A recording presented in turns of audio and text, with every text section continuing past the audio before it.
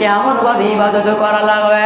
আপনাদেরকে দুইটা সিস্টেম বললে আপনারা বুঝতে পারবেন। বিশ্বনবী বলছেন শুনে নাও, শুনে নাও, শুনে নাও, সল্লু কবর হয়তো মনে সল্লি, এসে আমার মতো নামাজ পড়ো, আমার মতো নামাজ পড়ো, তবে তোমাদের নামাজ কবুল করবে রে।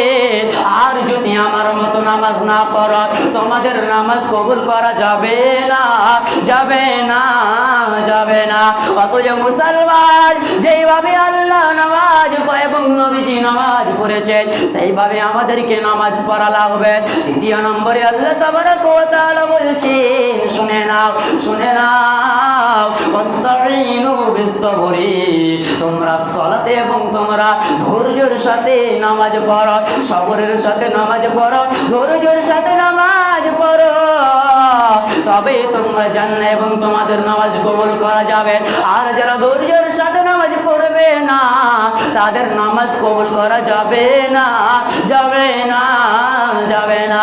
এই জন্য আল্লাহ তাবারক ওয়া তাআলা বলছে তোমরা ধৈর্যের সাথে নামাজ পড়ো, তবে তোমাদের নামাজ কবুল করা যাবে, তবে তোমরা জান্নাত পাবে।